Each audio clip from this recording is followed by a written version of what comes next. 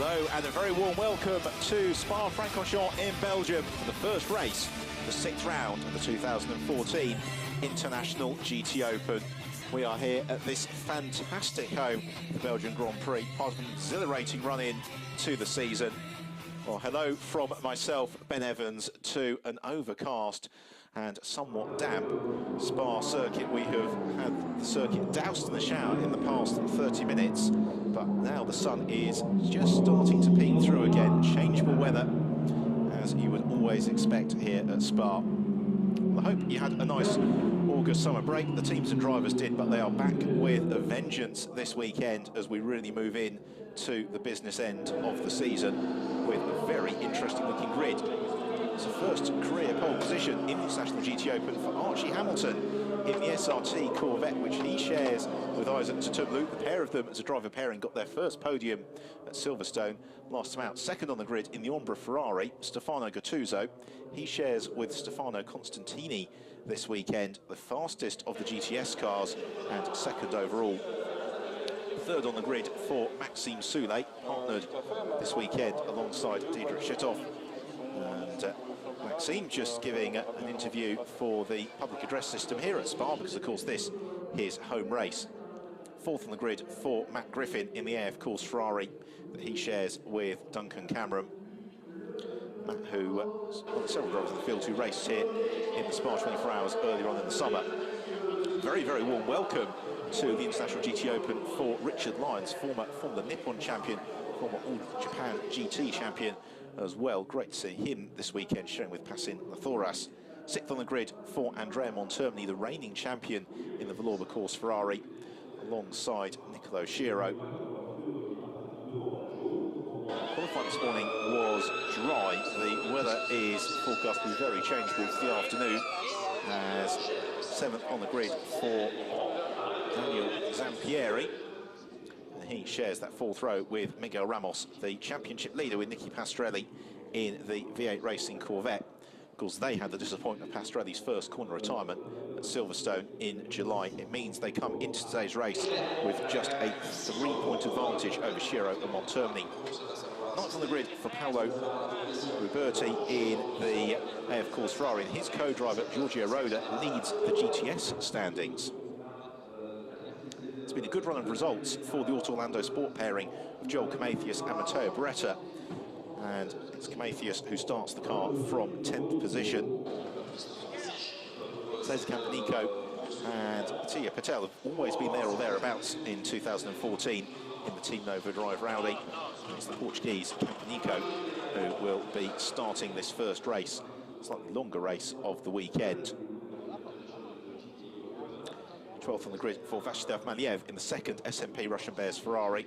Maliev had to miss Silverstone for business reasons, back alongside Jose Perez Icar this weekend. A very, very warm welcome to the International GTOpen for Michelle Gatting, alongside Suzanne Wright, the first all-female driver pairing we've ever had in the championship in the Attempto Racing Audi.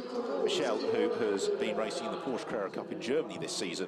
14th on the grid, another very warm welcome to the International GTOpen, this time for Nikita Zlobin in the AF Course Ferrari. He is sharing with Luca Persiani. Returning once more to the International GTOpen is the Easy Race Ferrari, and it's Fabio Mancini who starts the car before handing over to Andrea Dromedari, and they were going very well in both qualifying sessions. Claudio Sazanvich in 16th, but expect to see that car climbing up through the grid. Let's have a look through it then in full, with Archie Hamilton and Stefano Gattuso sharing the front row, then Maxime Soulet and Matt Griffin row 2, so all Corvette Ferrari first couple of rows, all Ferrari row 3, Richard Lyons and Andrea Montermini, two very, very quick drivers. Row 4, Daniel Zampieri and Miguel Ramos, again a potent pair. Then row 5, Paolo Ruberti and Joel Camathius, both of whom would have been disappointed to be that low in qualifying. Sixth row for Cesar Campanico and Vyacheslav Maliev. Row 7, first of the Audis, second of the Audis for Michelle Gatting and Nikita Zlobin. Then row 8, Fabio Mancini and Claudio Sazanvich. And then it is Arkin Acker who rounds out the field in the second of the Attempto Racing Audis saw the single car earlier in the year for Dietmar Hagenmüller and Suzanne Veit expanded to a two-car entry this weekend as the grid begins to clear. It's a 70-minute race today. As ever in the International GT Open, there is the mandatory pit stop, which comes between 40 and 60% of the race duration. And so that means that between the 28th minutes of the race and the 42nd minute of the race, we will be having the cars coming in for their mandatory pit stop. And the way that performance is balanced in the International GT Open is with the success handicap. So a lot of our front runners have got additional time in the pits. Most notably, Andrea Montermini, Nicola Scherrer, an additional 20 seconds, the same for Mavlanov and Zampieri. But crucially, after that retirement at Silverstone, for Ramos and Pastorelli, they have got no additional pit time to look forward to. So the track has been officially declared wet for this race. Although, as you can see, as the drivers get the engine start signal, that it has dried very quickly, as is often the case here at Spa. Therefore, I imagine that they will all be starting this race on slick tyres, but keeping a very, very close eye on what it does with the weather. It's a rolling start, of course, as well. So that's why we've got the pace car there that's going to lead the round as Nicola Scherrer retreats to the sanctity of the Vallorba course pit box. The 2012 Open champion as Tulu takes a brief pause before the race gets underway. So the formation lap about to get underway here at Spa as we ready ourselves for the 11th race of the season for the International GT Open.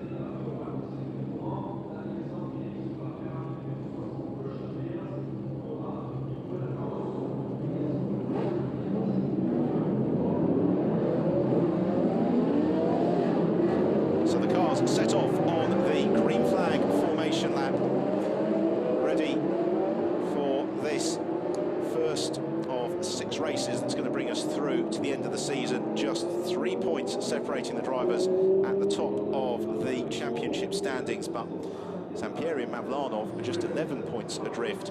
Maxime Soulé is 18 points away as well, so it is going to be a very tight championship battle in this year's International GT Open. The cars taking this last opportunity to get acquainted with the 7-kilometre challenge of the Spa-Francorchamps circuit. This layout at Spa, it's been in use since 1979. It's been the home of the Belgian Grand Prix once more since 1985. Well, we've got a problem, and it is for Fabio Mancini in the Easy Race Ferrari, who is towed from the grid. That is a real shame, because that car was flying in qualifying earlier on. So the 1979 runner-up in the Italian Formula Ford 2000 Championship won't be starting from the middle of the field. Hopefully he will emerge from the pits at some point. As we can see, the track over at Les Combes is now completely dry. If you joined us a little bit earlier on this afternoon for the Euro Formula Open race, you'll recall that about 40 minutes ago or so, this part of the circuit was absolutely awash. It's now much drier, which is great news for us because it really will allow the race to unfold in full fashion. It's probably less good news, though, for the Corvette drivers, because I was talking to Archie Hamilton, the pole sitter, a little bit earlier on, and he was saying that managing the tyres through the course of the race is going to be the real challenge here. It's always an attritional circuit at Spa-Francorchamps, the Corvettes in particular, the cars that eat tyres, so the outright pace in qualifying may have been slightly deceptive. Well, as ever, we'd love to hear from you during the course of this afternoon's action. If you've got Twitter, then use hashtag GTOpen to get in touch with us. That's hashtag GTOpen. Any questions that you've got, and we'll get onto those as the race unfolds.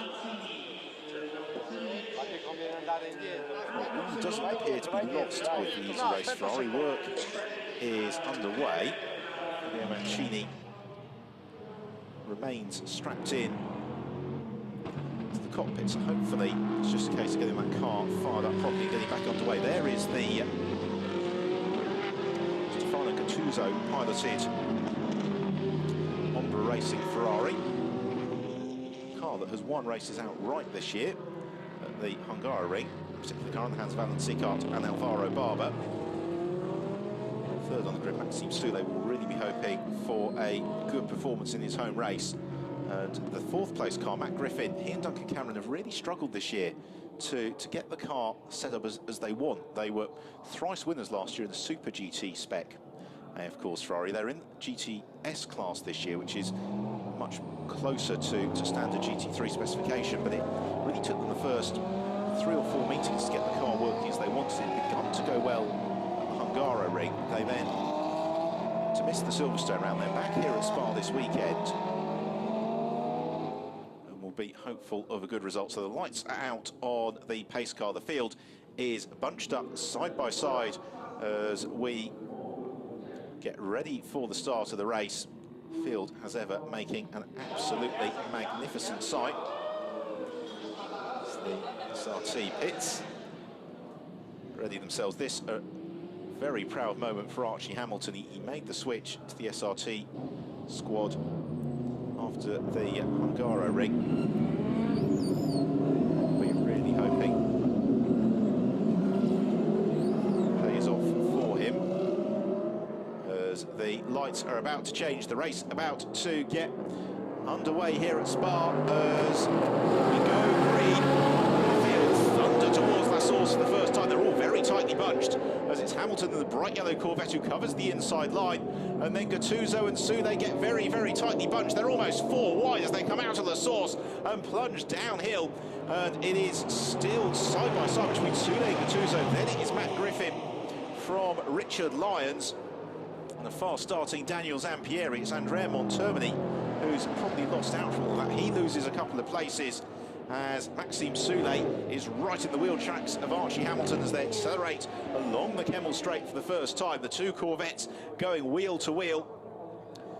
Soulé, who started the season in the SRT car, knows all the tricks. This is his home race.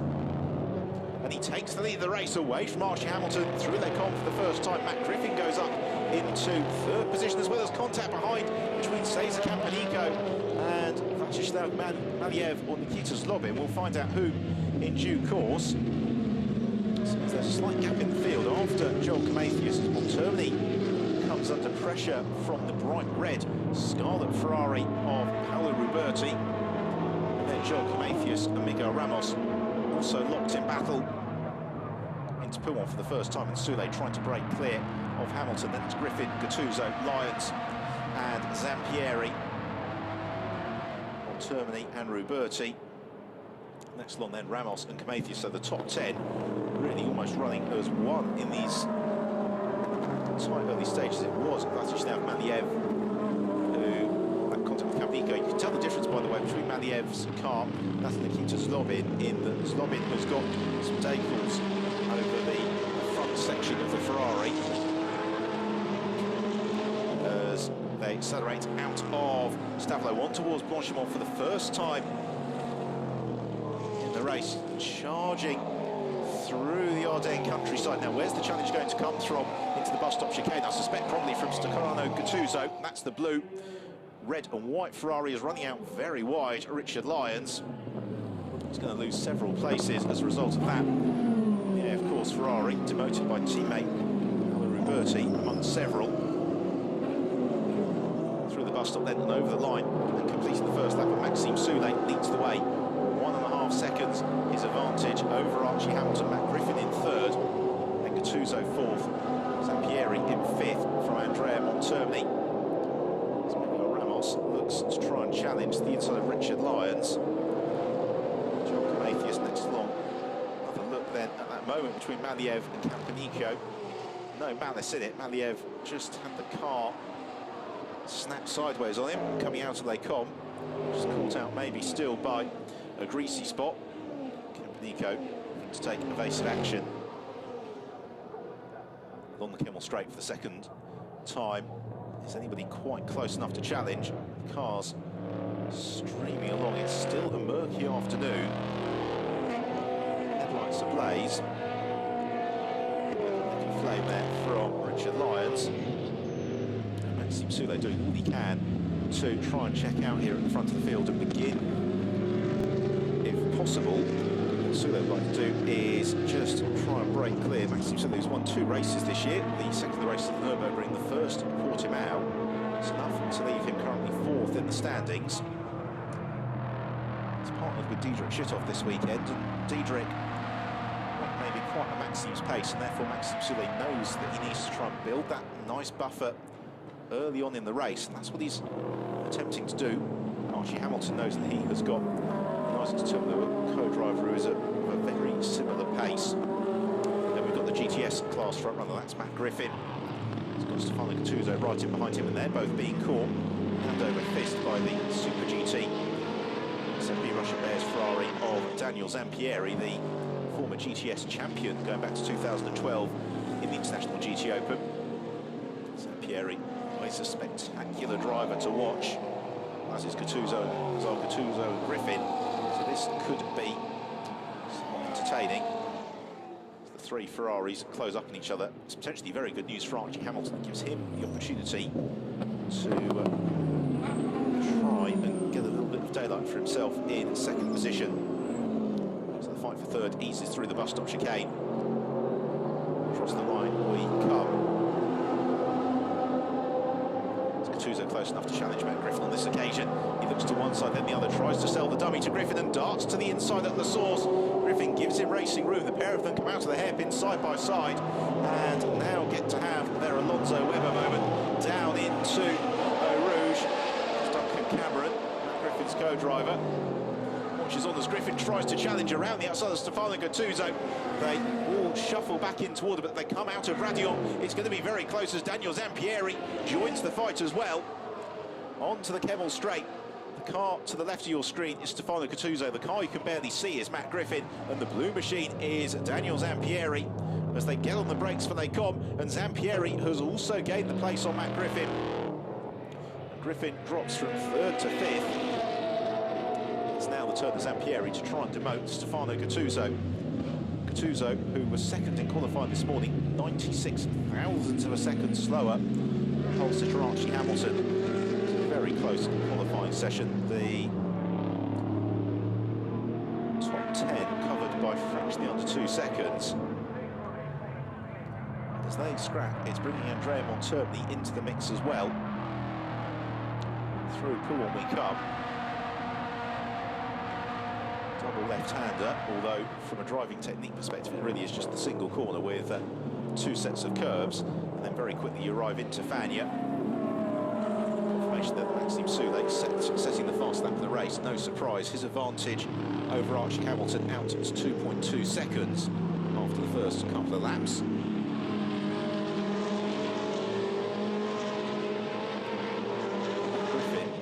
Slip back a little bit from the pace being set by Gattuso and Zampieri here. He'll very shortly be into the clutches of Andrea Monterni. There's Monterni, the all-black Lorber course Ferrari. Monterni has had the summer break to ponder the very uncharacteristic error that he made on the final lap at Silverstone.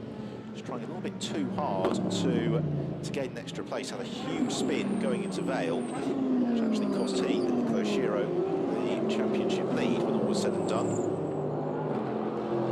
So Soulé through again. It's been another good lap from Maxime Soulé. So builds out the buffer further still over Archie Hamilton. Then we have got Gattuso in 3rd, a couple of seconds back from Hamilton, but he is only 6/10 clear of Daniel Zampieri. Maxime Soulé, that last lap, the only driver to be circulating in the 2 minute 22, so 2 minute 22.2 for Soulé versus a 2 minutes 23.0 for Archie Hamilton. Good tussle going on just behind as well, 7th and 8th between Paolo Ruberti. He has got Richard Lyons just in behind him. And Richard, like so many drivers, had to go and race in Japan to really establish a career as a professional driver, having raced with success in single-seaters in the UK, even greater success across in Japan, where he's still a regular in the Japanese Super GT Championship. Well, this year he's been joined out there by Paolo Ruberti. Joel Comathius has also been making multiple appearances in that category. The fight for 3rd remains very, very close between Stefano Gattuso and Daniel Zampieri. And they're not losing sight just yet of Maxime Soulé. Soulé's building the advantage, but not enormously so, I would suggest. We've only got 6.5 seconds covering the top 5 cars at the moment. Pieri showing his headlights in the inside of Stefano Gattuso. Then the gap back to Griffin, who's being reeled in by Monterni. Then Ruberti, who has got Richard Lyons for company. And then it's Miguel Ramos in the V8 Racing Corvette. Don't forget, Ramos with Enzo Mastrelli has got no additional pit handicap time. That is going to be absolutely fascinating as this race unfolds. We're 18 minutes away from the pit window opening.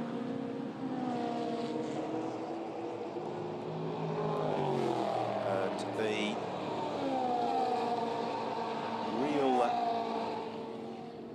real challenge for Ramos is, can he stay close enough to Soulé? Soulé's got an extra 10 seconds in the pits as well, so as long as Ramos can stay 10 15 seconds within the battle for lead the race, I think he's got a good chance once Mastrelli takes over at the wheel. For now, though, he's being embroiled in the interfamilial battle in the AF Course garage between Paolo Ruberti and Richard Lyons. Drew Sauce and Gattuso and Zampieri, very little between the pair of them. That gap has come down over the course of the past lap. They arrive into Sauce, picking up the pace. That was much smoother from Zampieri as opposed to Stefano Gattuso. Then we've got this train of cars shooting through up over the crest. Ruberti headlights the place, has got Richard Lyons in the tow behind him as Zampieri looks to challenge Gattuso at one end of the Kemmel Straight. At the other, we've got this surge from Lyons. He looks to the inside of Paolo Ruberti as they turn through. They can't quite squeeze through as it's downhill very, very steeply to the Bruxelles hairpin. The camera angle actually belies just how steep it is. For UK fans, the apex point, think the mountain at Cadwell Park, that is sort of the gradient change and the rapidity with which it happens. They then flick through the unnamed left-hander before heading downhill towards Pouhon.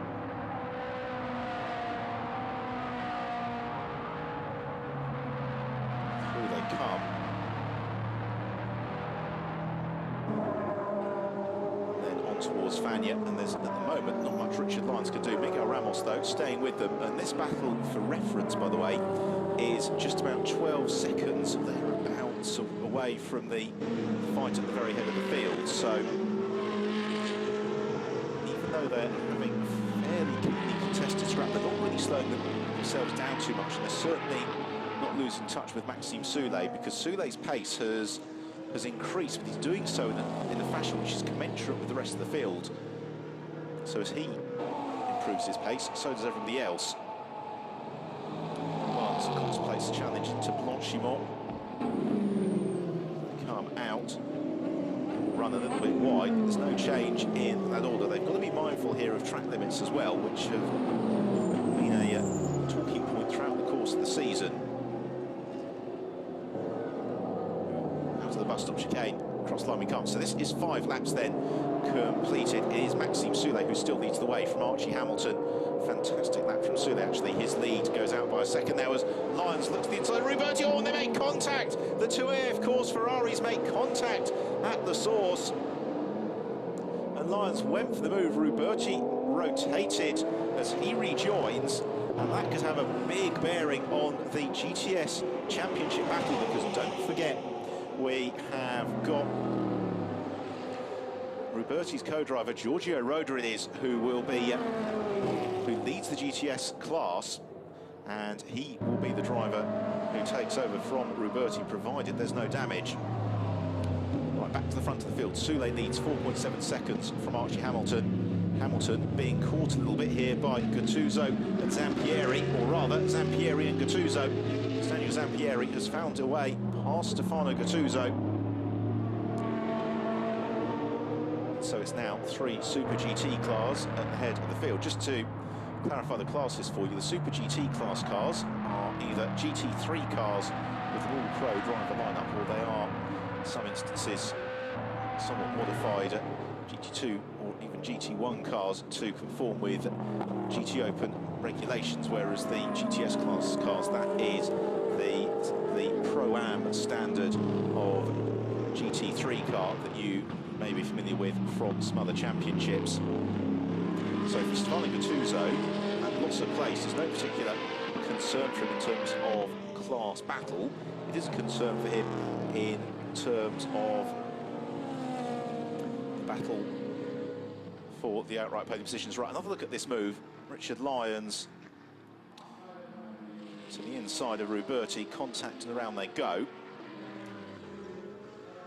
Nerves for the V8 Corvette team as Miguel Ramos having to take evasive action. I expect when Richard gets back to the of course garage, that'll be a case of Lyons tamed. Let's have another look at the move from Zampieri, and that's a pass as well in replay from Joel Comathius and Paolo Ruberti, which makes me wonder whether or not Ruberti is sporting a little bit of damage. So that shuffles the order somewhat.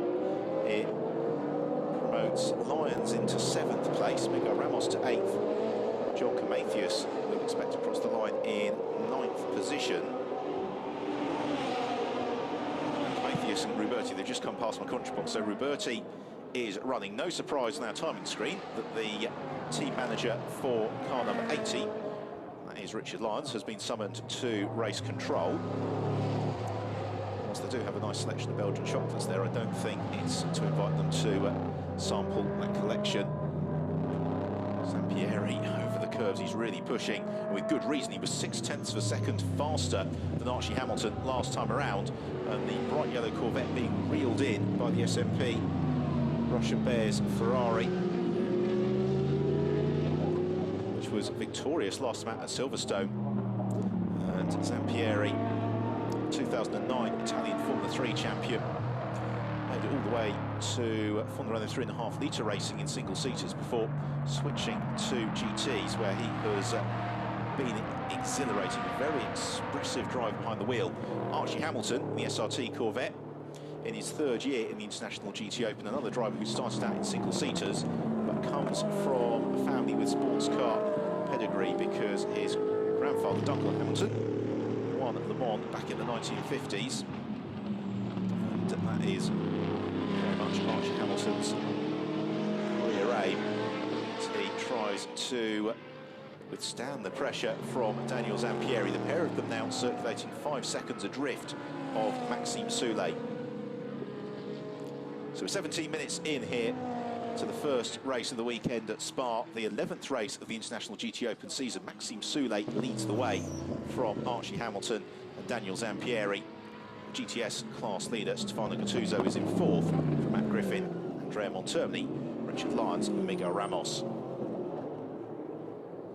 7 laps reeled off by Maxime Soulet. Archie Hamilton, 2nd place again, losing touch to Soulet. And the difference here is that Maxime Soulet, each and every lap is pretty much metronomically in the 2:22 bracket. Archie Hamilton is struggling to do that. He's oscillating between the 2:22s and the 2:23s. And we have seen time and time again in the International GTO that consistency is key. The driver we just saw there, Andrea Montermini, is the prime exponent of that. He is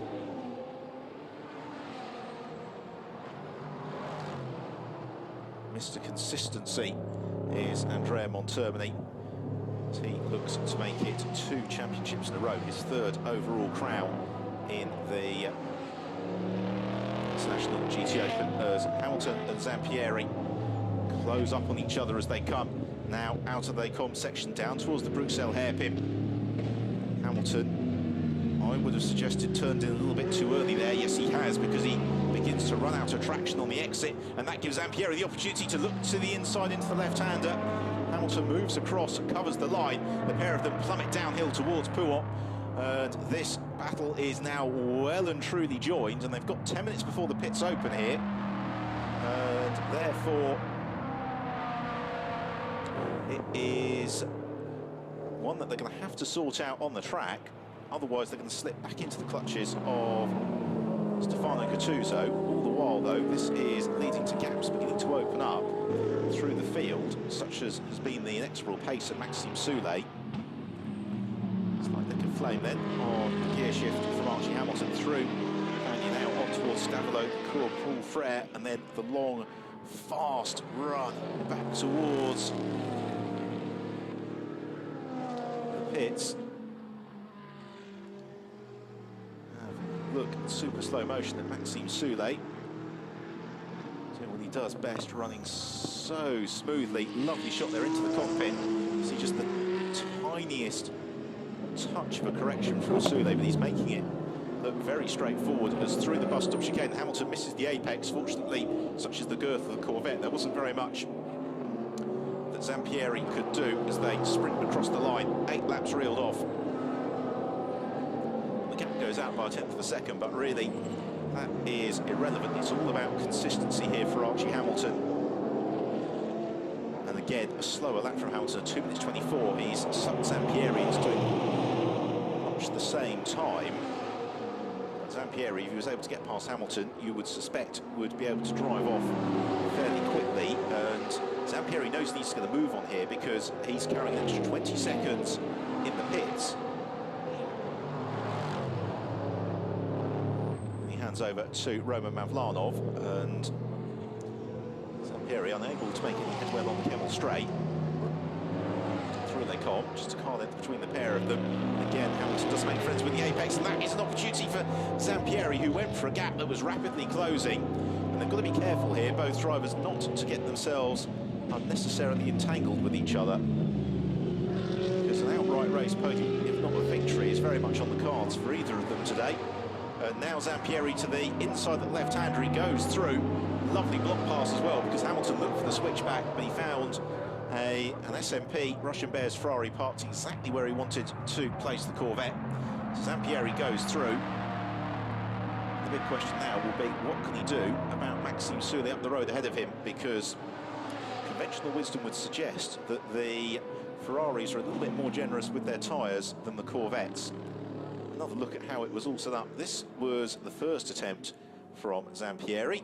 Saw a gap, then disappeared. Second time round, Hamilton, I suspect, got the call on the radio saying, don't get involved in the incident, there is still a long way to go. There's Isaac Tumlu, who will be taking over from Hamilton, readying himself because the pit window opens in 7 minutes' time, and there's 42 minutes left on the race clock. Then the pits will be open here. They all must come in for their mandatory pit stop. As Hamilton runs out very wide on the exit blanchiment, that means that he is being reeled in with rapidity by Stefano Gattuso. He may find himself demoted from third in fairly short order. I just wonder whether or not those Dunlop tyres are beginning to flag just a little bit for Archie Hamilton. If they are, it's going to be a big concern, because 10 minutes away from half-race distance as Gattuso thinks about lining up a move towards Eau Rouge. Hamilton just plants the car on the racing line, and that should be sufficient, at least through Eau Rouge, to withstand the pressure from Gattuso. But again, Hamilton's struggling to make the apexes. That really does suggest that the car's beginning to understeer quite badly on him. He's not getting the traction that he wants. Along the Kemmel Straight for the 10th time. Gattuso shadow boxes in the slipstream. I think he knows that if he just keeps applying the pressure long enough, he'll find a way through. But it's Gattuso who blinks first, runs down the road at Les Combes, and runs wide. So it's Maxime Soulé who leads the way here at Spa. Second place, 10 seconds back is Daniel Zampieri. Third place is Archie Hamilton. Fourth, leading the GTS class, is Stefano Gattuso. Fifth, Matt Griffin. Second in the GTS class. Sixth, Andrea Montermini. Seventh is Richard Lyons, who is third in the GTS class. Eighth is Miguel Ramos. In ninth place, it's Joel Camathius, and 10th, Paolo Ruberti. And that top 10 currently separated by 39 seconds. So the race, as ever, will be turned on its head through the pit stop phase, particularly as we've got a number of very quick drivers waiting in the wings to join the race. Particularly, Isaac Tumlu, you might suggest, will take over from Archie Hamilton. Ian Hamilton, even in their performance. Gattuso and of Stefano Constantini as we have a look at Michel Gatting, who has making a very impressive debut in the attempt to Audi Michel, who finished 5th in the Scirocco Cup in Germany last year. Very, very competitive championship that, and 5th of fine performance the year before. That she finished 11th in the same championship, and then did race briefly in single-seater. She was 3rd in the Danish Formula Ford Championship, going back to 2011. And Michel Gatting currently running in 13th place. As we're about to see a challenge for 3rd, coming out of the bus stop chicane. Gattuso gets the power down a little bit earlier than Archie Hamilton, and Hamilton may well let Gattuso go through here into the hairpin at the source. Certainly Gattuso thought he was going to be allowed to go through. Hamilton has different ideas. The problem is that if you're defending, you're braking a little bit more heavily, a little bit later than you'd want to be. Likewise, if you're getting on the power slightly earlier as well, you're just being more attritional than necessary with your tyres. And again, Hamilton gets very, very close to the tyre wall at the top of Eau Rouge. He's already had a warning once for track limits, and that's the 2nd lap in a row he has been wide at Eau Rouge. He's going to lose out to Stefano Gattuso, I'd suggest, on the brakes until they come. Gattuso does indeed completely overtaking manoeuvre. It's nicely done from Stefano Gattuso. But the pair of them have fought. It has brought Matt Griffin and Andrea Montermini up onto the tail of this battle as well. They're all fighting some 15-20 seconds away from the race leader, Maxime Soulet, at the moment. And they do so the knowledge that Diederik Schittorf will take over from Maxime Soulet. Pace of many of the second drivers in the cars immediately behind.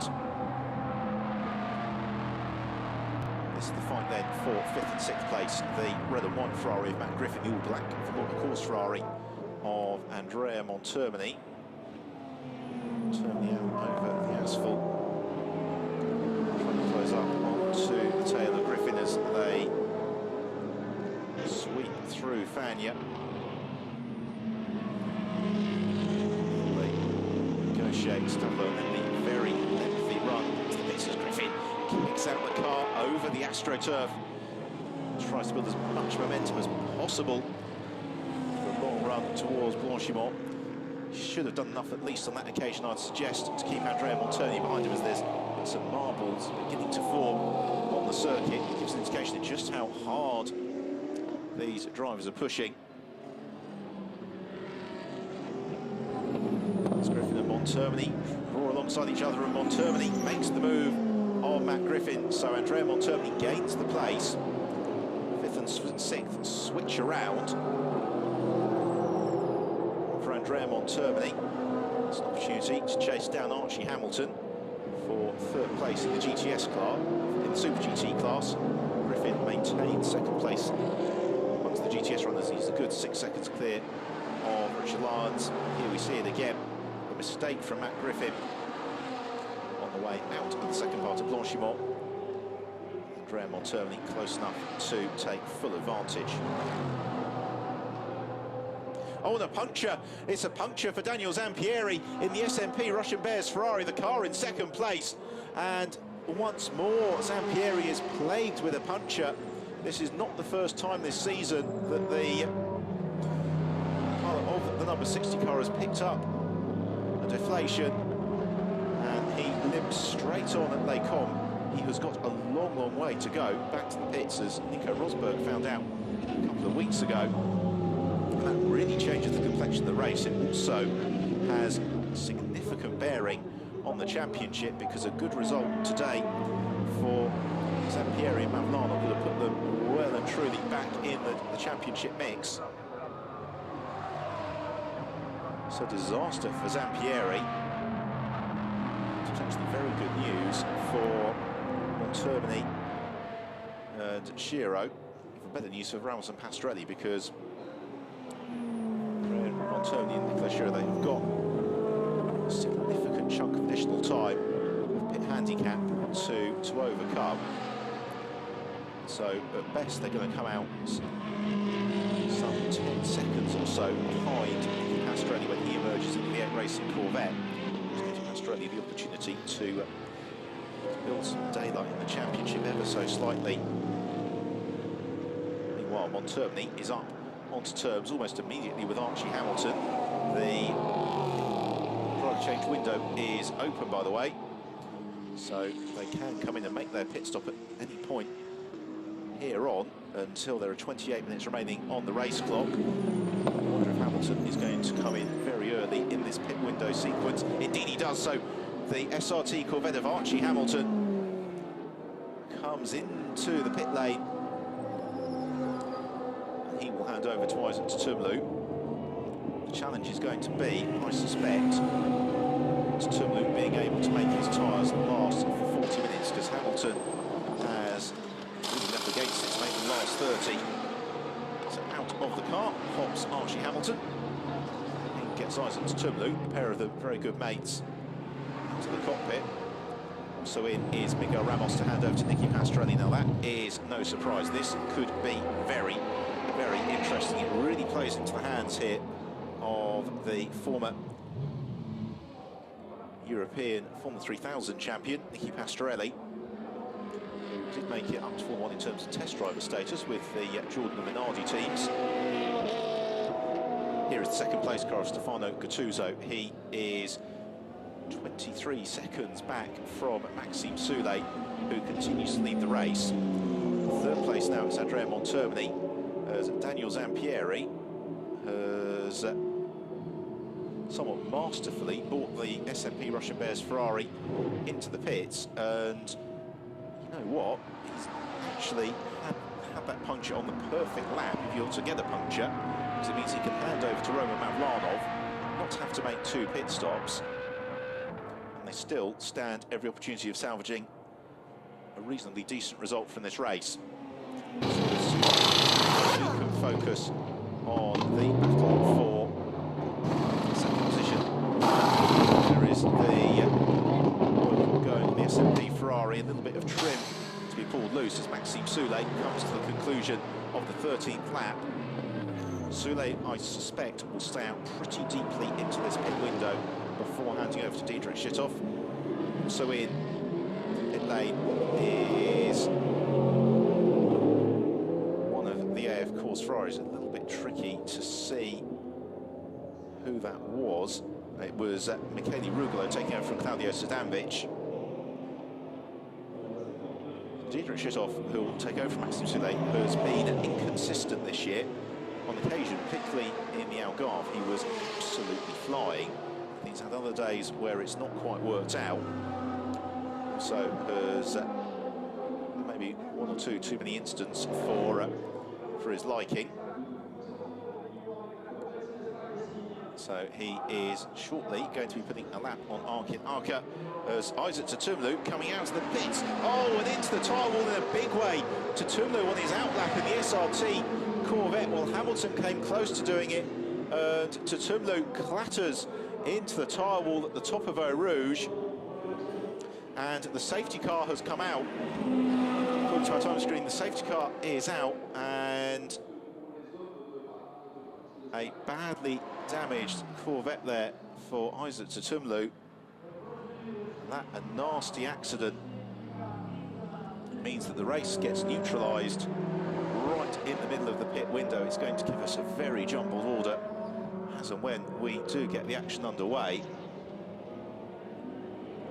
And all of Maxime Soulet's hard work, all of that 25-second advantage is going to be whittled away to nothing. Unusual to see an error from Tumlu like that.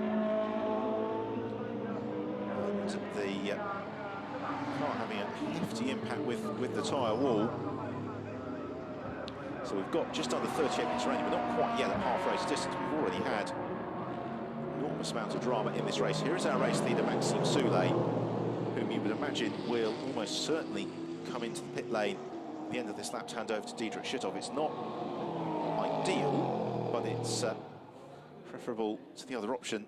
And Tumlu, a long way offline, going into Eau Rouge, trying to gather it up, almost got away with it, but just sucked into the tyre wall at the top of the corner, because we saw Archie Hamilton have 2 moments during his stint.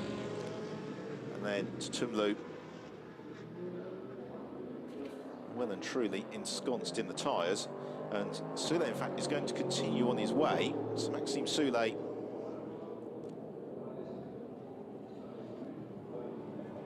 to continue. I'm wondering, you do question whether or not that is the right course of action there for Maxime Soulet, because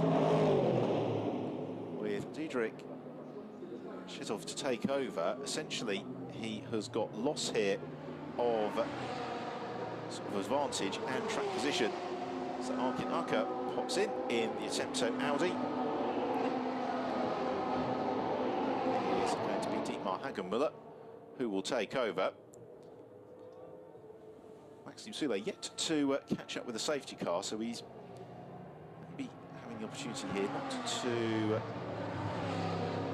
lose out too substantially.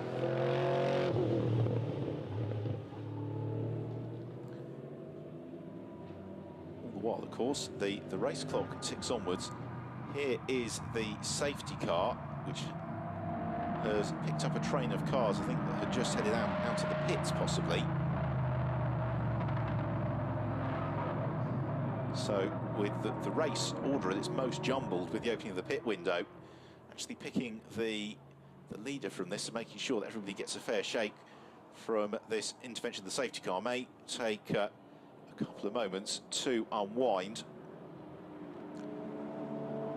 Well, from Spa, we'll be going on to Monza at the end of September, and then a change of date for the final round to update you on, if you haven't heard the news over the summer. The final round of the championship at the Circuit de Catalunya, which was going to be in mid-October, the 18th and 19th of October, is now going to be on the 1st and 2nd of November. So 1st and 2nd of November for the final round of the International GTOpen season.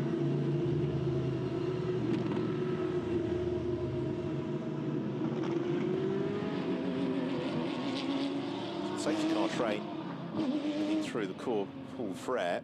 Still got several cars yet to make their pit stop. Maxime Soulet, Stefano Gattuso and Andrea Montermini, Paolo Ruberti, Fabio Mancini and Michel Gatting, all to make their pit stops. Just had word through from race control. I'm pleased to report that Isaac Tutumlu, whilst the Corvette has come a very distant second, he, in the confrontation with the tyre wall, he is uninjured from the instant he's walked away. So glad to report that Isaac Tutumlu is okay after that nasty accident in the Corvette. Fortunately, he didn't go in head on.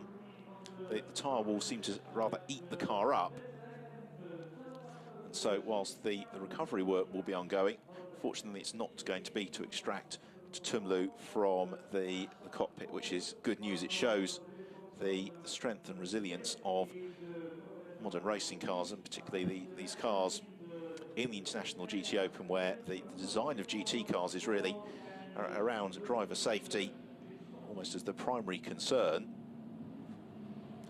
and then harnessing the performance you can around that. Well, there is Michel Gatting, one of the handful of cars which hasn't made its pit stop. She does not do so now. Into the pits, though, does come Fabio Mancini. That will be to hand over to Andrea Dromedari, driver who finished 6th in the Maserati Trofeo a couple of years ago, but he showed very well during the second qualifying session earlier on. Race Ferrari to a halt. Fabio Mancini gets out, Andrea Dromedari jumps in. So we've still got Maxime Soulet yet to make his pit stop, Stefano Gattuso the same, Andrea Montermini, Paolo Ruberti and Michel Gatting.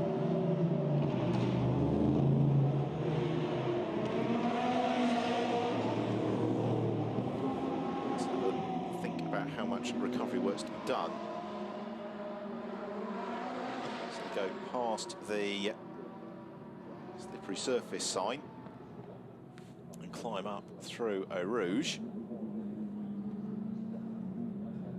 And the frustration here for Soulet is I suspect he's going to have to wait, along with the others, until the safety car has retreated to make his pit stop. So that the good news for him is at the moment, because of where the safety car's picked up, and now the safety car is waving everybody through, and that really compounds it for Maxime Soulet, because he and those that were going to pit in late in the window are really going to lose out by not pitting until after the safety car has retreated, so they've had all their advantage eaten up, and they get the double hit of having to do their pit stop after the field has been bunched up. So the rest of the field released on their way. It suggests we're not too far away from the race getting back into green flag conditions. Fortunately, thus far, the weather has stayed reasonably kind for us. So with just over 30 minutes remaining, it's Maxime Soulé who leads. Second place, Stefano Gattuso. Third place, Andrea Montermini, all of whom need to make their pit stop, as does fourth place man Paolo Ruberti. Michel Gatting in fifth. Of those that have made their pit stop, the first in the queue is Nicky Pastorelli. That gives him a golden opportunity. Sixth in the race overall. The other driver whom this helps enormously is Roman Mavlanov, because although the track position isn't brilliant for him, essentially the penalty of that puncture from Daniel Zampieri has been more or less whittled away. And we're getting to the stage as well in the race whereby there is the number 60 car, whereby Zampieri would have probably popped in with about 30 minutes left on the clock in any event. So that's played out nicely for them. It also plays out very nicely for the sister car of Jose Perez Icar, who has been spectacularly quick throughout the course of the season. Former star of the Spanish Formula 3 Championship, so Perez Icar. He not only is in good contention here for a GTS class podium, he could potentially sniff an overall race podium from today's proceedings.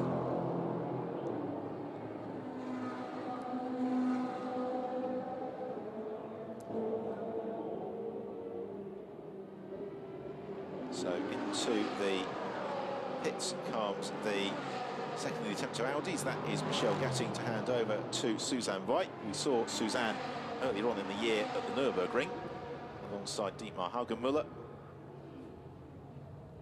It's been an impressive GTOpen debut from Michel Gatting. Hopefully the first of several to come. She's had a reasonably difficult season in the German Porsche Carrera Cup, which is an immensely competitive championship. So as yet no word as to when the safety car is going to come in. I suspect that it won't be too long, fortunately, because it doesn't appear, given the angle of the impact for Isaac Tutumlu, as if there's going to be any barrier damage to repair at Eau Rouge. It's more a case of picking up all the pieces of the Corvette. It's also going to be worth exploring exactly what happened there, whether or not it was just a case of being caught out on cold tyres, or possibly whether something broke, because Isaac Tutumlu is not a driver who normally makes those sort of mistakes, and where we picked up the shot, he was quite some way offline already, which suggests maybe something wasn't quite working as it should have done.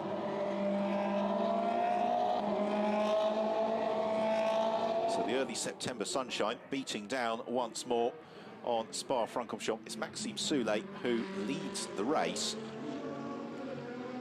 from Stefano Gattuso and Andrea Montermini. It is a very jumbled race because the safety car has come out, if you just joined us, for an incident involving Isaac Tutumlu at Eau Rouge. It's midway through the driver change period, when the race was at its most jumbled anyway. So they continue on behind the safety car, and I suspect that Soulé and Gattuso Montermini's teams, they've all read the rule, but they are not really supposed to be making their driver change during safety car period like this, so they are having to wait until the safety car has retreated.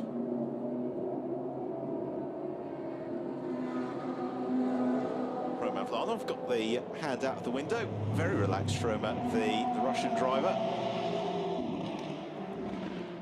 is currently in 12th position.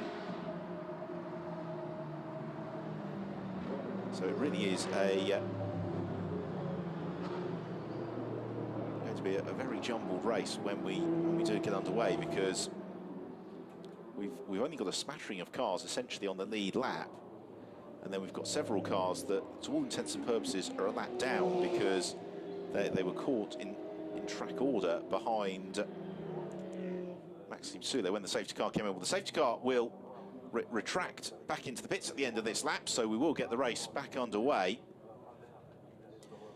And then quite how it's going to unfold over the next 25 minutes or so remains to be seen. Nonetheless, I'm sure it's going to be very exciting. The driver, however, who looks like they are going to gain the most from this is Nicky Pastorelli. He and Miguel Ramos are very well positioned, having made their pit stop nice and early in the V8 Racing Corvette. They've already won 3 races this year. That was at the Nürburgring, Portimao and the Hungaroring. Will they make it a 4th victory of the season? So the pit window has been extended for a further 10 minutes, so it will shut with 18 minutes left on the race clock. So Maxime Soulé, he's going to have the opportunity, if he so desires, to probably pump in 3 or 4 flying laps, maybe try and build a little bit of a buffer over the rest of the field.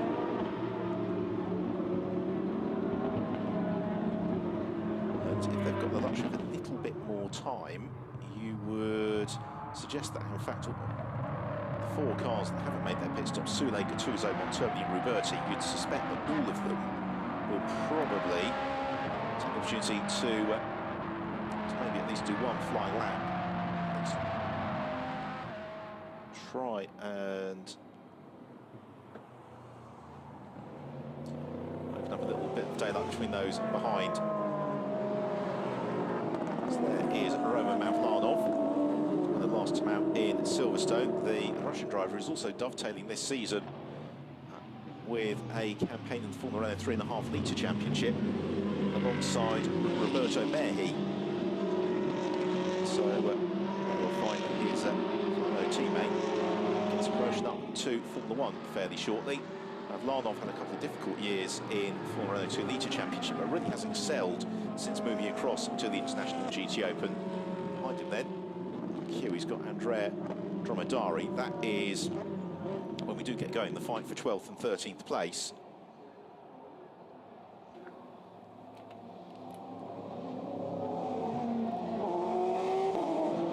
It's Jose Perez Icar, who is 2nd in the GTS championship standings. If he can win his Class Day, that might be enough to move him up to 1st place, particularly with the difficulties for Paolo Ruberti. That spin and then being out on track when the safety car came out. So the race about to get underway in earnest. And Maxime Soulé leading the queue of cars. He's got Luca Persiani just in behind him, and Soulé backs the ball up and now pulls the pin. We've got Andrea Montermini, who elects to get out of the queue and go into the pit lane. The same for Paolo Ruberti. Gattuso and Soulé continue on their way, as we're 3 wide, a little bit further back. Satya Patel has got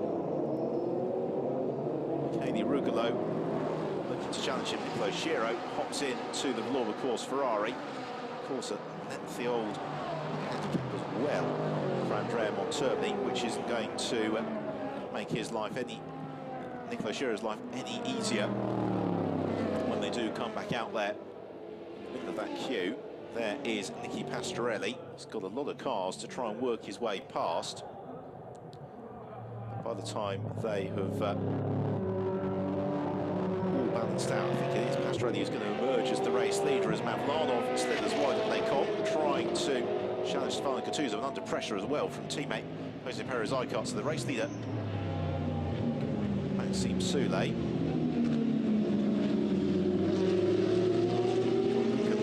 Just tucked in behind him. Then it is Matteo Beretta.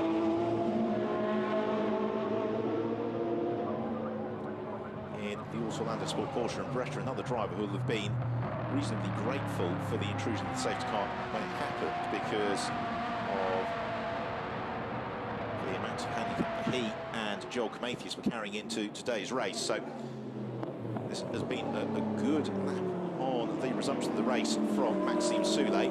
Mavlanov still pressurising Gattuso through Fagner. He's got Jose Perez Icar just in behind him.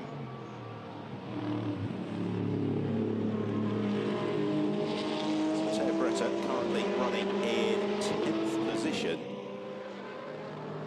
Maxime Soulé does dive into the pits, he will essentially be on the lead lap of the race, but really it is Nicky Pastorelli, wherever he is in the queue, who is the effective race leader of all these cars, whilst they're scrabbling, and while they're at the front of the queue, they're to all intents and purposes almost a lap down, such is the way that things have balanced out in the safety car. So we've got the team managers for the two Ademto Audis and the Easy Race Ferrari summoned to race control for making their pit stop. Driver change behind the safety car into the pits. Comes Stefano Gattuso now. Maxime Soulé continues onwards, and there is Nicky Pastorelli right in the back. He has got Yassine Lathoras just in behind him, and Lathoras, the Thai driver, making his international GTOpen debut this weekend. He's been in the British GT Championship much of this season. Jumps Gattuso. In gets Constantini. Great to see Stefano Constantini back at the wheel of the Ombra Ferrari, because if you recall earlier in the season he had that nasty accident in Jerez, which left him with considerable back pain. Right, we have got another 10 minutes extended to the pit window. So the pit window, and the problem for the Valour Ferrari of Nicolo Schiro. Got to like the Mika Häkkinen tribute helmet as well for one of his mechanics. So bronze for Nicolo Schiro in the Valour Ferrari. This is a replay, by the way. Reason for his drama, don't know, but that cost him time. Right, we've got notification on our time screen that the pit window is open for an additional 10 minutes here, so until there is 13 minutes and 20 seconds left on the race clock. Here is, after the pit stops have all been completed, essentially the race leader, Nicky Pastorelli. So Nicky Pastorelli leads the race. Second place is Yassine Lathoras. Third place is Duncan Cameron. So this is going to give us a very unique flavour to the finishing order. Meanwhile, Luca Persiani in pursuit of Maxime Soulé. Luca Persiani making his GTOpen debut this weekend. 30-year-old Italian finished 5th in the GTC class in the LMS last year and raced in single-seaters back towards the middle of the last decade. So a driver with experience. As now into the pit lane comes Maxime Soulé. It's a challenge from Michele Rugolo to the inside of Perez Icar. The pair of them have had more than their fair share of battles over the course of this season. Rugolo, a driver who is pretty hard to deter when he's in the mood, looks to challenge to the inside and goes through past Jose Perez Icar as takes over from Maxime Soulé. Soulé really couldn't have done anything more than he's done today.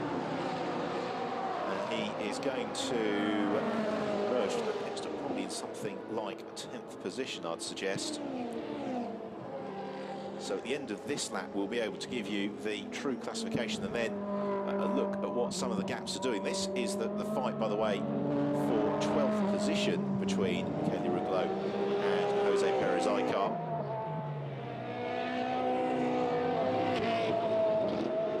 The problem is the way that the position of the safety car have worked out is that they are almost an entire lap behind Nicky Pastorelli. Once they've raced their way to the head of that particular queue, then they're not going to have the opportunity to catch anybody else between now and the checker flag, as Roman Mavlanov continues to nestle in behind Matteo Beretta. That fight for 10th, 11th. Right, here comes Maxime, Dietrich Schutthoff rather, having taken over from Maxime Soulé. That is worst case scenario. Going to feed Schutthoff out in something like 8th place or thereabouts.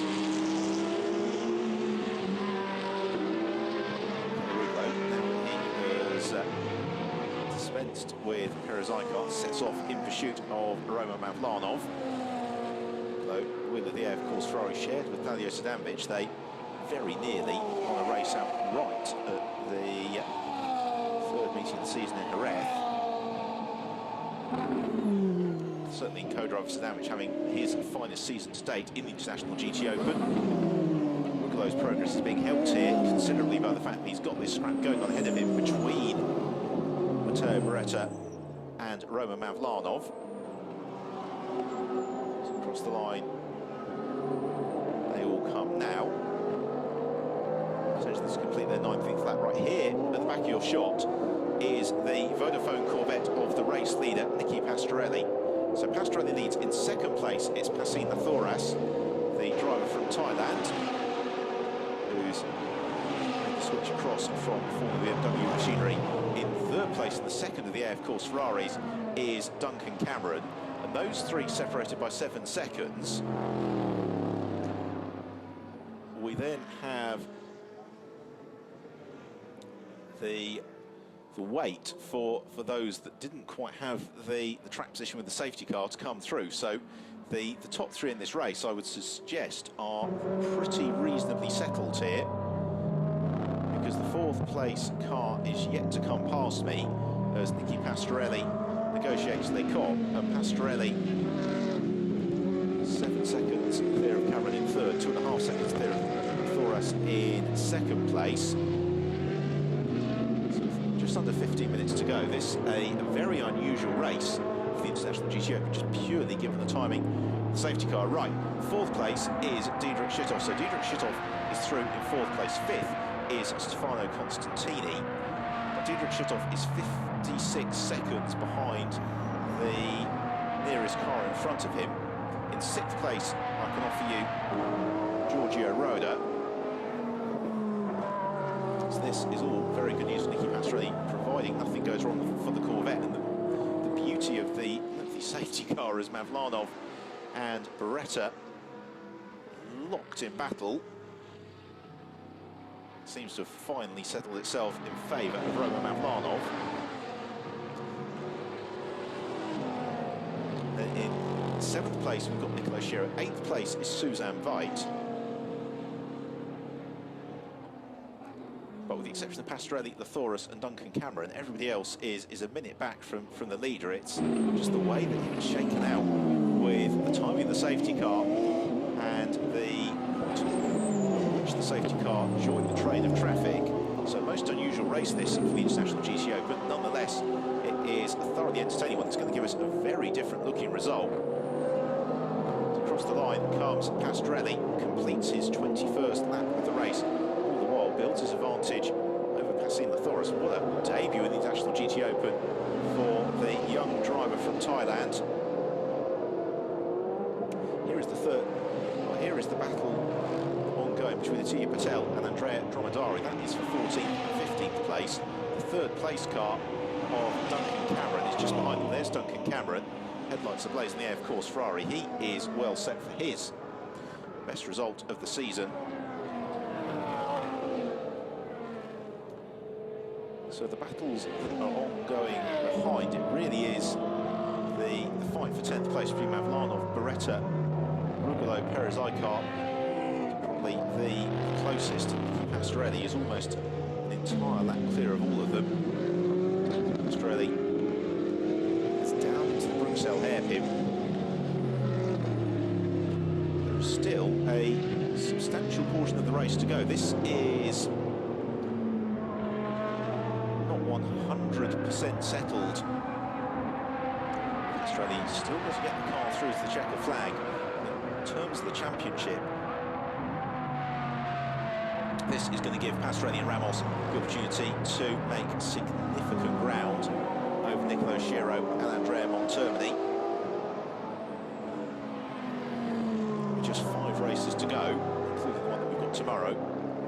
That is decisive. I think we're going to go all the way to the Circuits Catalunya in November to decide who is going to be International GTO champion for this season, but it certainly really puts the challenge to Schiro and Montermini. 2nd place then for Pasine Thoras. So no further action was taken after the incident for his co-driver Richard Lyons, with Carlo Ruberti earlier on. Thoras really inheriting the perfect situation here. He has got plenty of daylight either side of him. He's got the opportunity to just let the Air Force car do the running. You can see the marbles still being kicked up around the circuit. Managing the tyres is going to remain a challenge all the way through to the flag. But Thoras doing a good job. Third place then for Duncan Cameron, who very nearly outbrakes himself into the bus stop chicane. Matt Griffin showed strongly earlier on. Duncan Cameron did a good job several times last year of anchoring the car on the way through to victory. He's doing much the same here. It's going to give him a place on the podium, second place in the GTS class, because that will be claimed barring disaster. Cassie Thoras accelerates down towards Eau Rouge, which claimed Isaac Tumlu earlier on, which really prompted the chain of events which has given us the race developing as it has. Cameron negotiates that with no drama at all. On to the Kemmel Straight. Part of the real challenge for the drivers at Eau Rouge is that actually as you come through Radion, the corner out opens out quite generously, and then you head on to the Kemmel Straight. But if you back off through Eau Rouge, because it's so steeply uphill, you lose that momentum, and it costs you all the way to Lake Combe as somebody kicks up the dirt and dust. And that was Atiya Patel in his battle with Andrea Dromedari. Indeed it was. Plenty of muck and dirt being thrown up by the downforce generated through the rear spoiler of the Audi. So here's our GTS leader, Cassie Thoras. Third place in the GTS class for Stefano Constantini. Fourth is currently in the hands of Giorgio Roda, but Roda is currently 2 seconds a lap slower than Constantini, so he is not going to be challenging. In fact, Giorgio Roda may well lose out between now and the checkered flag for 6th place to Nicolo Schiro, because Schiro is closing in on him at the rate of 2 seconds a lap. So in terms of the GTS Championship battle, well, in fact, it's Giorgio Roda who, at the moment, is likely to further extend his advantage over the rest of the field, because Perez Icar is likely to be out of the points, as are Joel Camathius and Matteo Beretta.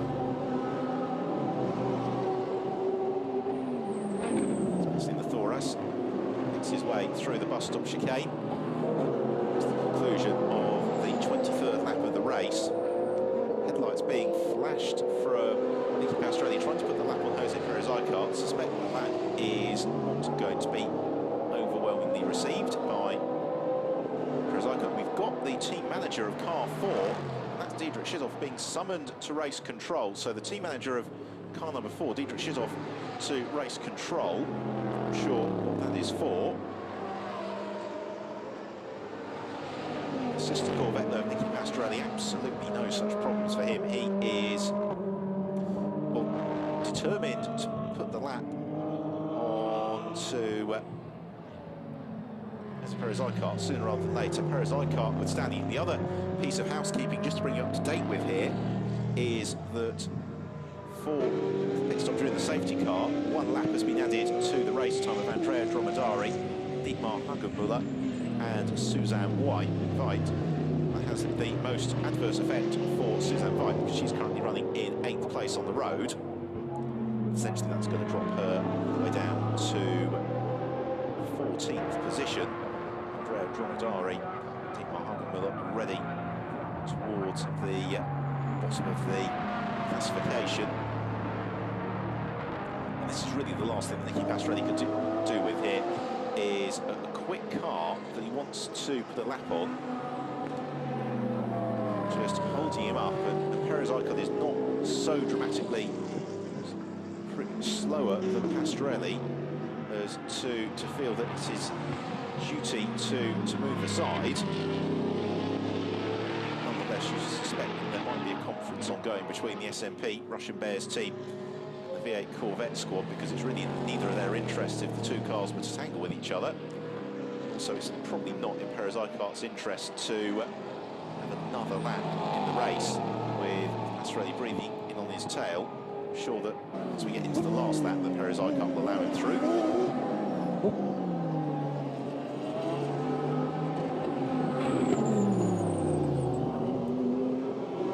Perez Eichhart, though, doesn't make the apex for the bus stop chicane.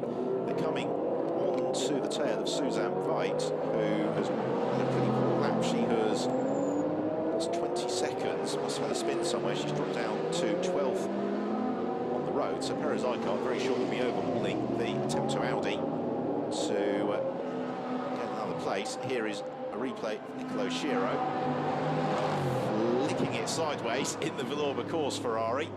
With good reason, because Schiro is rapidly closing in onto the tail of Giorgio Roda in 6th position.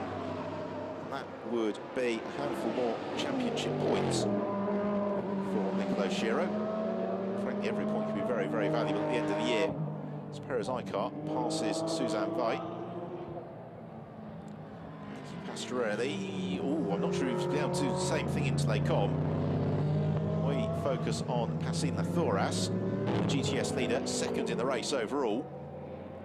And the Thoras, like so many young drivers these days, after a couple of seasons really just learning what going motor racing is all about in junior single-seaters, making the switch across to GT racing and doing so with really quite some aplomb. He currently lies 6th in the British GT Championship standings with just one race to go, but has raced in Asia with success last year.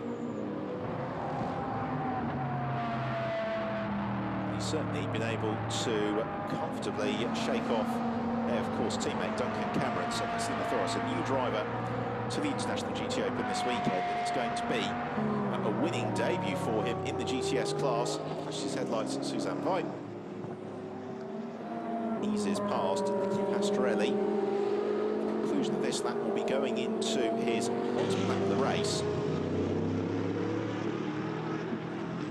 But the Spa and Francorchamps circuit really does bite. You talk to any of the drivers, they'll say it's a circuit you just cannot afford to relax. In fact, really, for all these drivers, in terms of the mental concentration, this is almost more difficult for them than if they're actually in a wheel-to-wheel fight for the lead of the race, because that mentally, if you believe you can maybe just ease off the pace by 5%, that's when you begin to start making those little errors that can see you in the blink of an eye catapulted towards the barriers. Pacine Thoras, I'm sure the team will be on the radio too. I'm sure his very experienced co-driver Richard Hart will be on the radio to him as well, just setting him a target lap time to run to. But as Pastorelli continues to circulate behind Jose Perez Eichhart here, the gap with 2 laps to go is 5.5 seconds. I don't think it's going to be closed down. But certainly, it's getting to the point where Pastorelli would really like to put that lap on Perez Eichhart far sooner rather than later. Down through the compression of the Boulevard Rouge, Thoras picks up the throttle, climbs steeply uphill, and then out of Radion. You can see just how it opens up for the drivers, and along the Kemmel Straight, seen of course from that fantastic manoeuvre at the conclusion of the 2000 Belgian Grand Prix, when Mika Häkkinen and Michael Schumacher went either side of Ricardo Zonta on the brakes into Les Combes. Les Combes seeing plenty of drama in this year's Belgian Grand Prix. And then steeply downhill towards the Bruxelles hairpin. I see the Thoras, the car just juddering a little bit on the brakes. Thoras maybe using a little bit more steering lock than he'd really have liked to have done. And what I think would have been fascinating is how this race would have unfolded without the safety car in terms of tyre wear and attrition, because even those made tyre change mid-race are still struggling a little bit. So here is Giorgio Roda, who has clearly had the instruction over the radio to pick it up a little bit, come through loud and clear, because he has got Nicolo Schiro 3 seconds behind him. I suspect that is going to be a little bit too much for Schiro to overhaul. Richard Lyons watches from the air, of course, pit wall. Giorgio Roda, part of the Roda dynasty of Italian GT racers. Not likely, I don't think, to be passed by Nicolo Schiro between now and the checkered flag, particularly with eyes towards the race tomorrow as well. What they will be wanting to do is make sure from this point onwards, when the cars are in a points-paying position, that they come home with no damage. By the way, tomorrow's race, very much hope you join us for it. It gets underway at 1 o'clock local time. So if you're watching in the UK, then it will be starting at midday, and coverage starts about 10 minutes before then. That will be the slightly shorter hour-long race. So into the final lap then for Nicky Pastrelli. This could be a decisive result in terms of the championship for Nicky Pastrelli and Miguel Ramos. They have already won 3 times this year. Will this be their 4th win of the season? It would make them the winningest driver combination in the International GTOpen this year. It would further extend their championship lead. I think, barring disaster, it is going to be a 4th win of the year for Pastrelli and Ramos. They've still got the distraction of the Perez Icar car ahead. In the Thoras, 5.5 seconds back, offers no particular threat to him. The Thoras, though, he is going to win the GTS class alongside Richard Lyons, and that is going to be a debut victory for him in the International GTOpen. The A, of course, team crowded around the monitors. They all want this final lap to unfold as quickly as possible. I was always anxious for the teams here because not only is it a very lengthy lap, it's also a very large layout, if that makes sense, because a lot of modern design circuits, they generally fold back on each other, and at the very least from the pit lane you can hear the car as it works its way around the track. That's not the case here at Spa. They disappear off into the countryside, and then it's a case of waiting, watching the monitors, hoping that the cars come through at the various sector points. Pastrelli's still pushing, still making sure he uses the curves and clips the apexes, but this is why Nicky Pastrelli is one of the very best in the business at this top level of international motorsport. He's one of those drivers who, had he had the right brakes, would have, I'm sure, gone on to have had an excellent career in Formula One. Nonetheless, he has been at the top of international motorsport for well over a decade, and he is very close to claiming his 4th victory of the season as he accelerates out of Blanchimont for the final time. Gets on the brakes, heads through the bus stop chicane, and Nicky Pastrelli and Miguel Ramos victorious in the first race of the weekend at Spa. The 11th race of the 2014 GTOpen season goes to Pastrelli and Ramos. 2nd place and GTS honours to Pacine Thoras and Richard Lyons. 3rd place and 2nd in the GTS class for Duncan Cameron and Matt Griffin. 4th on the road, but probably not in reality, because they've just been conferred with 30-second penalty for not obeying handicap time for Diedrich Schitthoff and Maxime Soulet. That's going to probably see them slip down into 7th place, although maybe a slow lap from Giorgio Roda and Nicolo Schiro might help them in that a little bit. Across the line goes Suzanne Veit for 15th position. So here comes Diedrich Schitthoff, accelerates through, takes 4th on the road. But we then have to see who comes in within the next 30 seconds to give us eventual finishing position for him. So 4th has gone the way of Stefano Constantini and Stefano Gattuso, and they get 3rd in the GTS class as well. Very good day for the Ombra Ferrari team. It will be justifiably delighted with that. So 5th place has gone the way of Giorgio Roda. 6th place for Nicolo Schiro, and that is 2nd in the Super GT class as well for Schiro, so more points for him, and it means that Diedrich Schitthoff drops down to 7th place. Their race winners, Miguel Ramos and Nicky Pastrelli.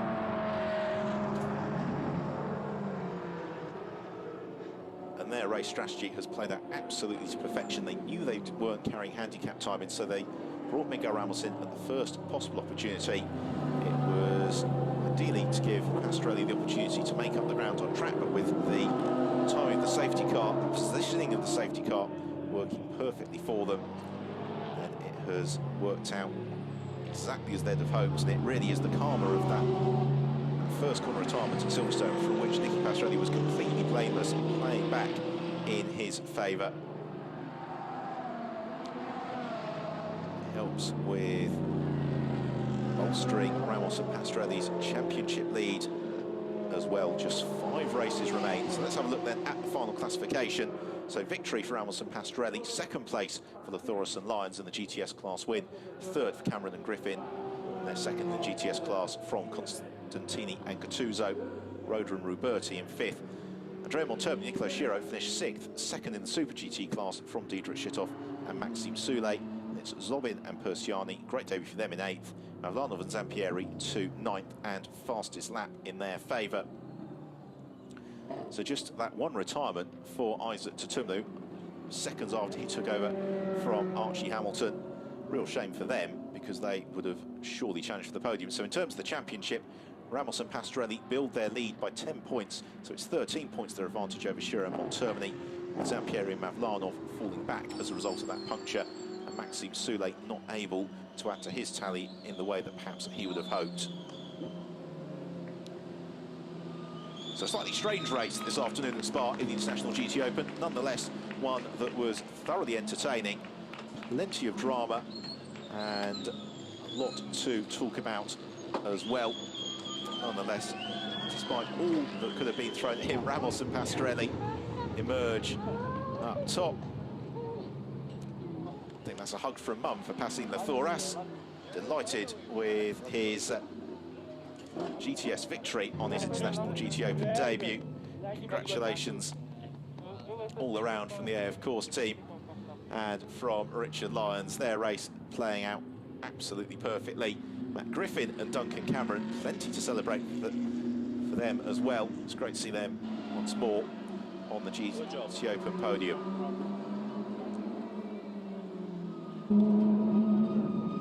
Some thumbs up from Ramos and Pastorelli. We'll be hearing from them very shortly in Parc Fermé before we move on to the podiums. Such is the way that today's race has worked out. It's not a particularly different podium. So we will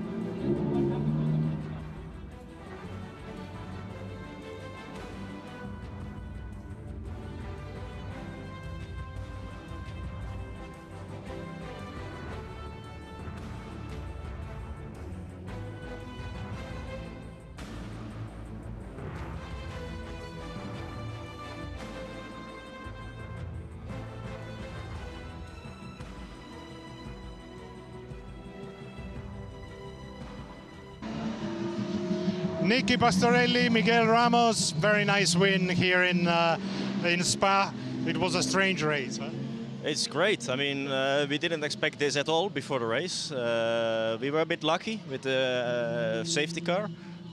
But, you know, sometimes you have to be lucky. We have been unlucky as well the last race in Silverstone, so this turns it around again. It's perfect for the championship.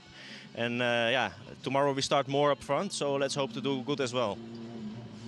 Miguel, the car was behaving well at the end?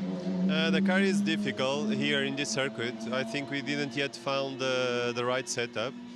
But the race is race, so it happened now. We're lucky. As Nicky said, in Silverstone we were in the first corner out, so at least some joy, and hope tomorrow we can fix the setup of the car to be faster, because we are okay, but not as we want.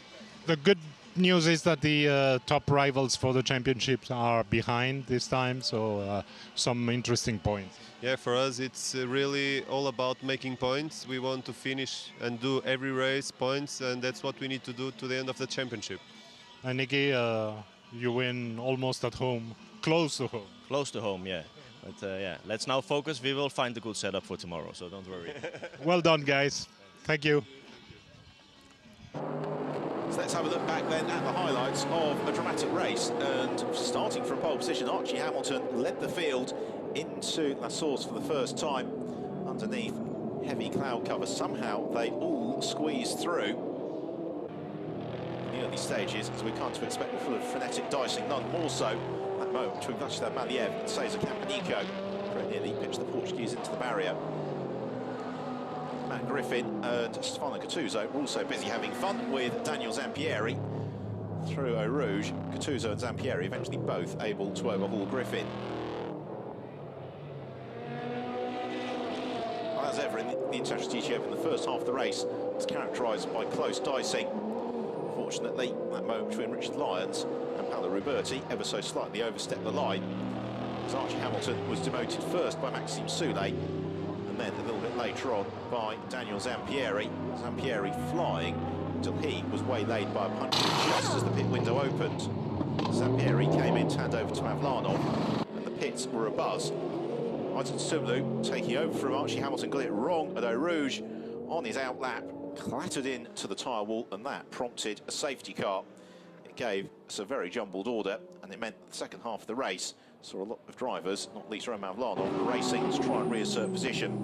Out front, though, Nicky Pastorelli and Miguel Ramos managed everything that got thrown at them absolutely to perfection, and they came through to score their first win of the season, ahead of Cassine Lathoris and Richard Lyons, and third place going the way of Duncan Cameron and Matt Griffin.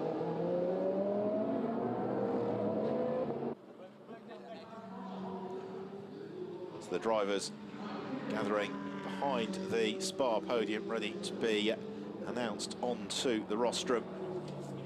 Imagine that Nicky Pastorelli and Miguel Ramos have got quite a large collection of Dunlop caps at home now. Such has been their success in the International GTOpen over the past couple of seasons.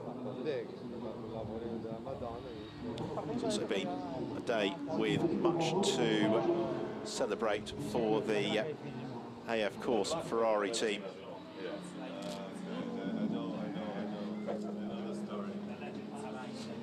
It's alive.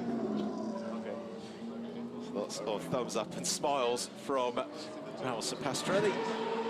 Something makes me think they were probably discussing a little technicality there. They rather hadn't been in front of the camera as they ready themselves to be introduced up onto the podium at Spa. Of course, their weekend's work only really half done, although the qualifying for tomorrow's race was completed a little bit earlier on today. They've still got, as they were saying in the interview, plenty to do in terms of looking into the setup overnight.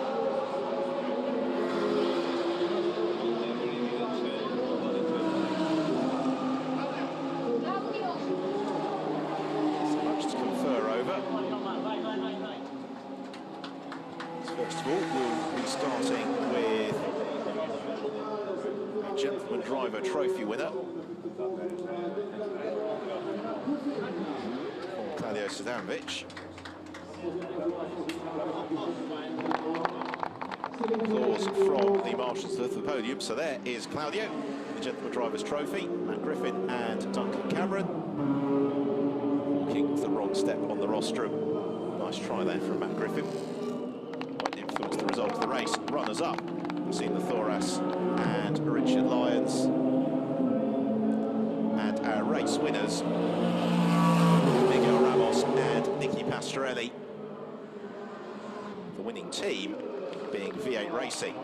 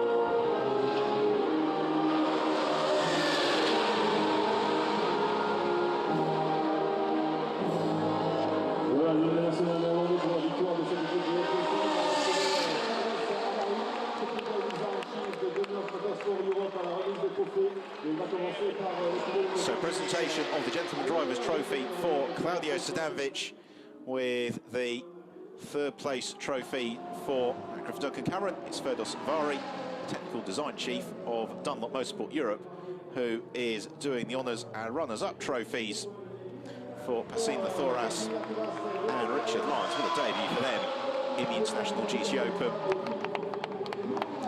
And then our race winners, Miguel Ramos and Nicky Pastorelli. What a race it's been today, as Racing receive the winning team trophy. Will it be them triumphing on the top step tomorrow? So champagne time for Ramos and Pastorelli. So they build the championship lead.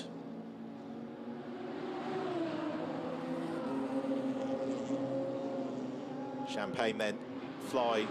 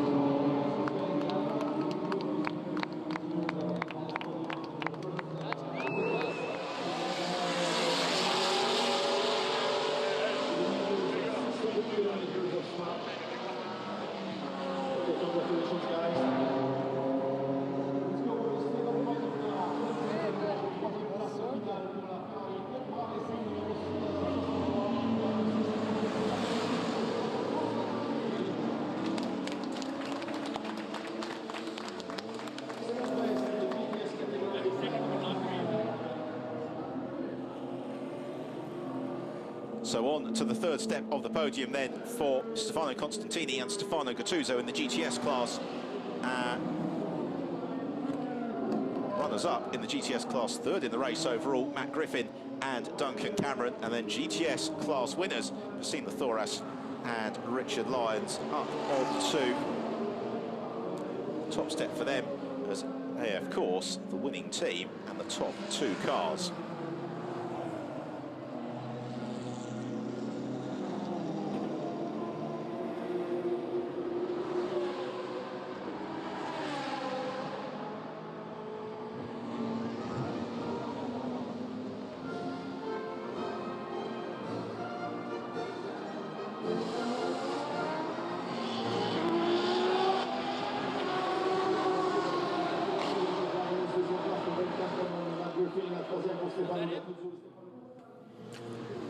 So the Italian national anthem then for AF Course Ferrari, winners in the GTS class in the first race of the weekend in the International GTOpen here at Spa. It has been an entertaining race, slightly unusual race, one which rewards the on-road horse pairing Gattuso and Constantini with third place in class, second place for Matt Griffin and Duncan Cameron.